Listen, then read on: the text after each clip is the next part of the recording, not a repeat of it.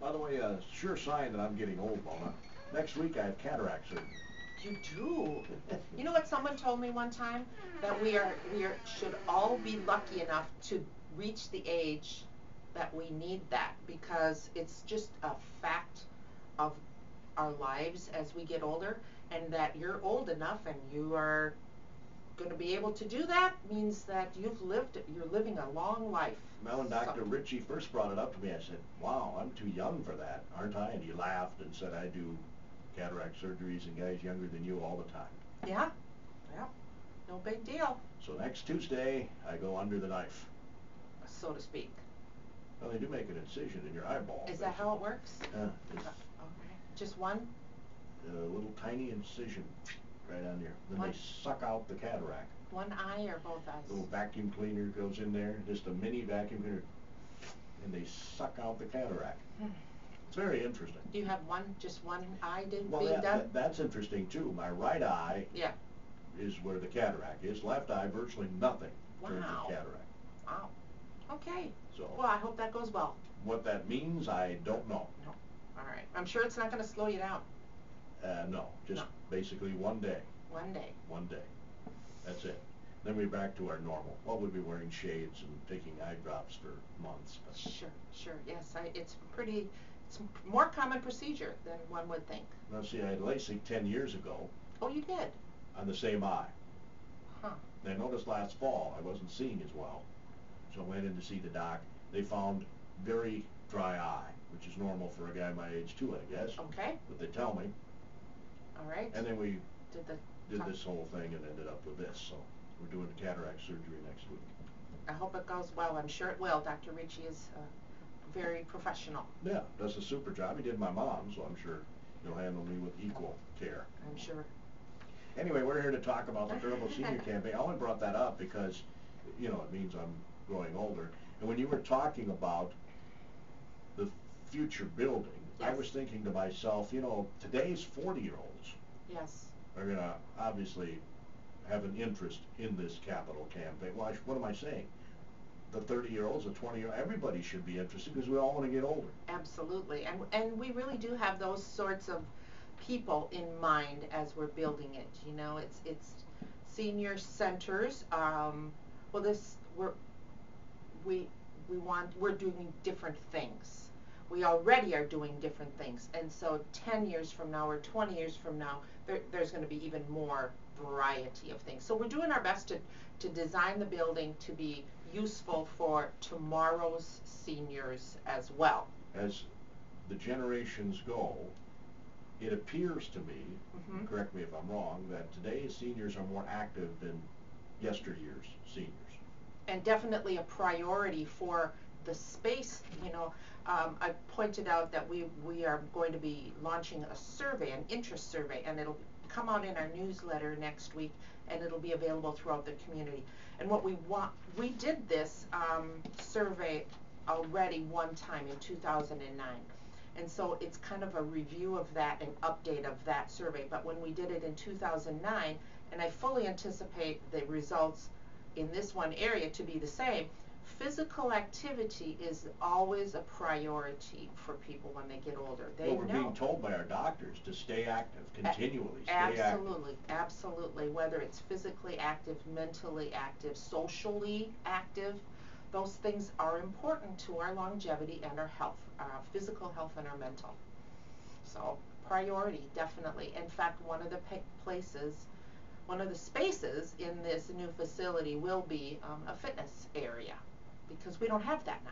No. Well, there's a fitness center right next to it, which first thought in my head was, wow, you got a fitness center right next to it. But then when you emphasize that this is for senior-specific exercising, right, it makes sense. Right. And what our fitness space, what we planned for our space, is not to duplicate what the community center has. They have weight equipment, they have weight machines, treadmills, ellipticals. That's not what we're putting in ours. Ours will be a space for classes, yoga for seniors, Tai Chi, all of those things, and to be able to use them at a time of the day when we want to use them. So we like morning classes, we like late morning, we like early morning, we like, you know, times of the day. when we want to use it, and so that will be a benefit. Yeah. One of the other things I noticed in your community assessment, the community assessment study, was that your coffee shop, very popular. Extremely popular. It has really taken off. That room used to be what we called our activity room, and when the building was built, it had a pool table in it, and then that interest kind of went down, and then we put our computer lab in there, and then it was quite popular, and then we had some tables for some meetings. Come to find out that we needed place for people just to socialize, to sit down, have a cup of coffee, come and go, cookie, and we are just in awe with the turnout of people. We have 35 chairs in that room, and almost daily they're used all at the same time. So that tells you that that's a good place for people to come socializing. It's a priority for people. Yeah, and it should be. Yeah, yeah. I mean, very often there's some water exercise classes down the hall, and they get done at 9:30. They come down, have a cup of coffee, catch up with their friends, and then they go home and go on with their day. Daily, we have that sort of audience, so it's nice to be able to offer that to people. And then the neat thing about it too is, while they're there, they can be aware of other things that we have to offer. We just did some health education classes. People will find out about that, or a legal advice class, so they can find out about other things that we have available while they're in the building. Well, turning away a little bit from this, what else is going on at the senior center? Okay, our newsletter will be in people's mailboxes next week, but I brought you a draft of it because I wasn't going to see you again for another couple of weeks. Gallery on the Go is always a fun thing. Are you familiar with Gallery on the Go classes? No. Where a group of people, non-artists very often, like myself, do a step-by-step painting, and sometimes it involves a beverage or a snack. It's always very social, and you come out of these classes with this painting that actually is quite professional looking. Suzanne Schwichtenberg will be our group guide, and she has a local business and will come to us. But the cool thing about this time that we're going to be doing is this is going to be an intergenerational one.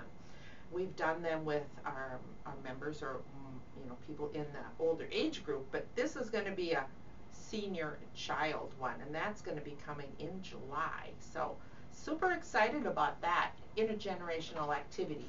So you can bring your grandchild or a neighbor's kid. Absolutely, absolutely. Age range we're hoping will be kindergarten to up to age 15. So it's more conducive to that age group. So I love this, fire safety in the home coming up. Yeah, there are always new things that we can learn, and the local, the Faribault Fire Department is going to be doing the presenting. I don't know specifically who's coming, but they're going to give us some updated information and some tips on what to do in the event of a fire, especially as we age. Things look different and we react differently, and how we can keep ourselves safe by maybe doing things maybe a little differently, and do we have an escape plan?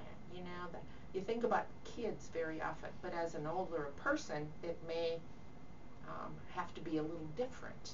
Yeah, as former fire chief Mike Monge used to say, you don't have a plan if you don't practice it. Oh, that's a good point.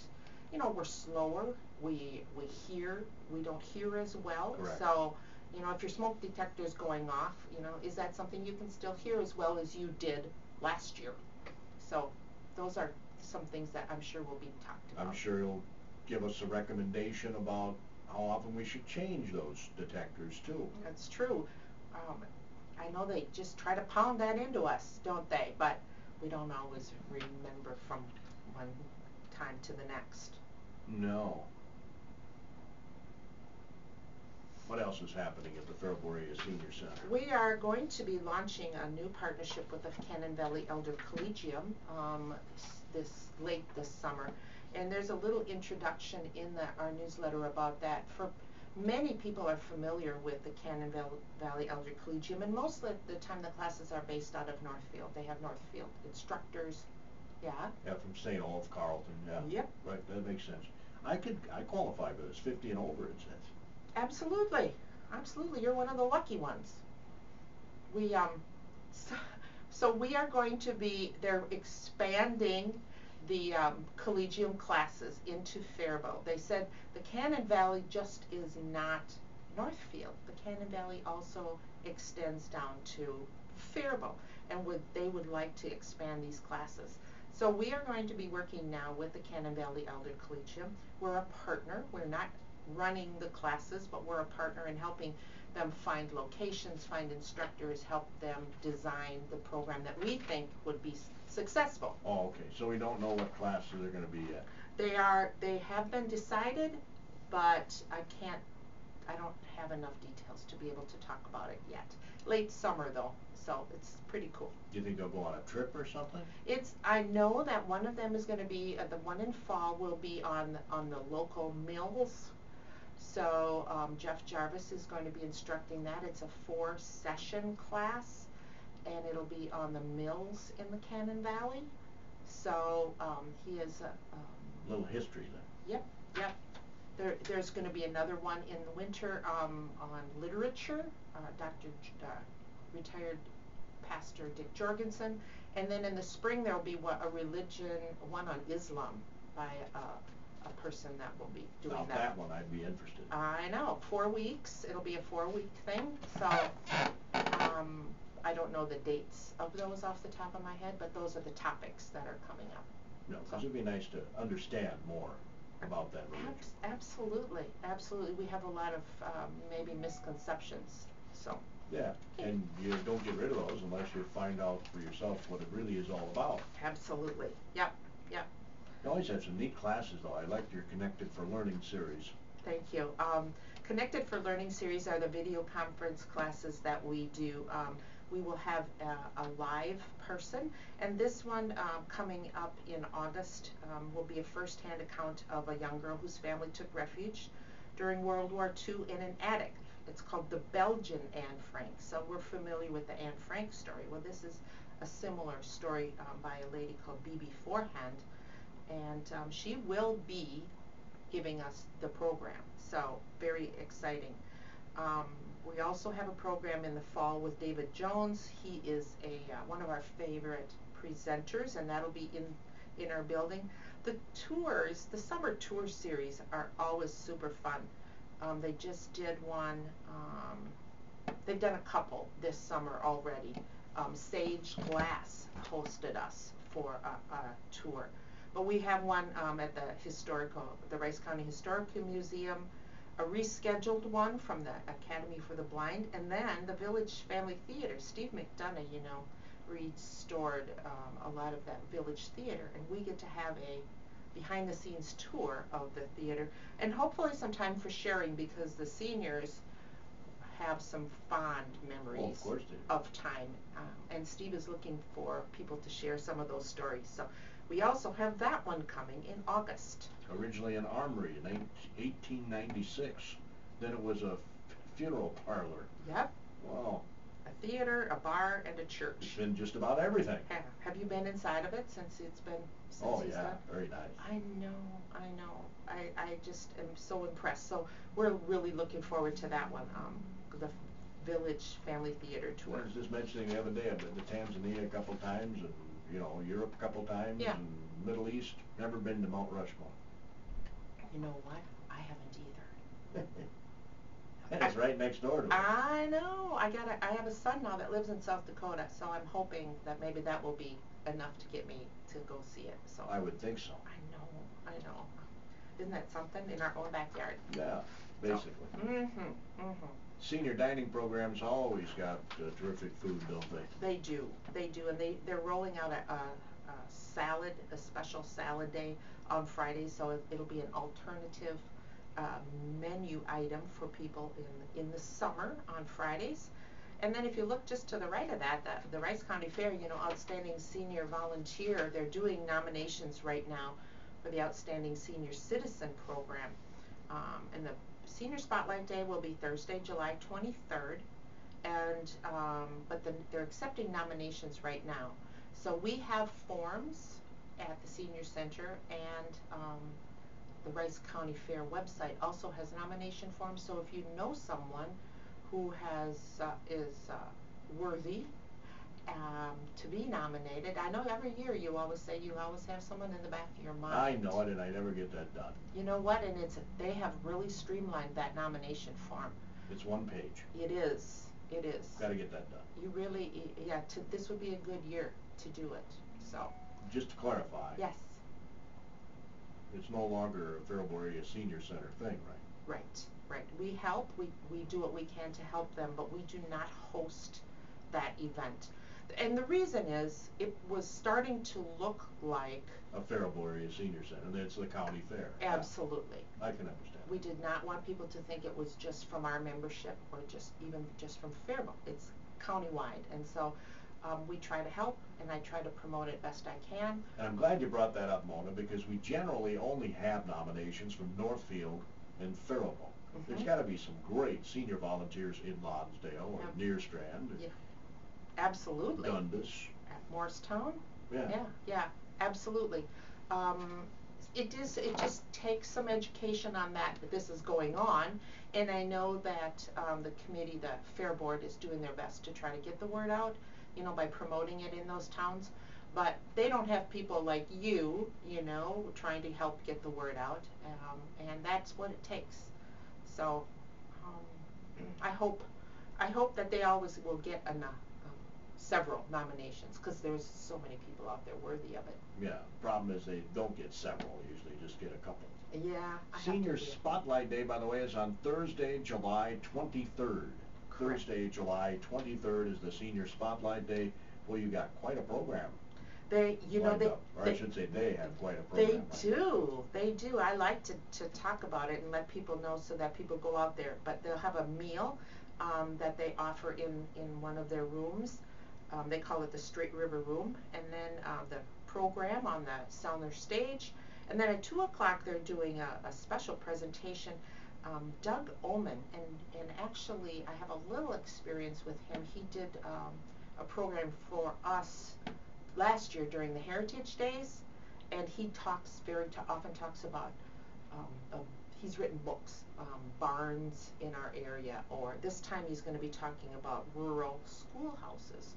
So that'll be extremely interesting to a lot of people. Yeah, well, many of these folks may have gone to one. Yeah, that's exactly right. And he's researched the area, and it's all Minnesota, you know, information. So he's got these fabulous books that he's written, and pictures and stories about these things. So Food booths, not all, but pretty much all of the food booths have discounts for seniors on that day.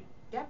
Yep. They're having a euchre tournament, special price on bingo for seniors on that day, golf cart rides for your vehicle to wherever you need to go, back to your vehicle. Right, isn't that a nice gesture on their part? And discounted parking for seniors. Right, yeah, and that's just a nice tradition that they've started on Senior Day, where they do give a better price for people, and then they'll pick them up from their car and bring them to you know, the Midway or wherever the program is that they want to go to. So they treat the seniors extremely well on Senior Spotlight Day. I'm so proud and so happy to hear it.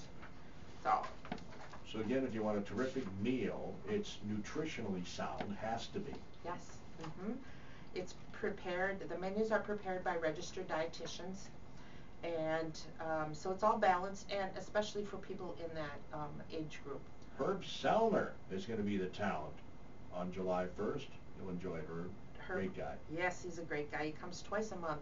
He's a favorite. He goes to our church. He's just a great guy. Yeah. The menu includes beef pot roast with vegetables, Waldorf gelatin salad. Is that from the Waldorf Astoria or what? Wheat dinner roll. Ooh, a wheat dinner roll.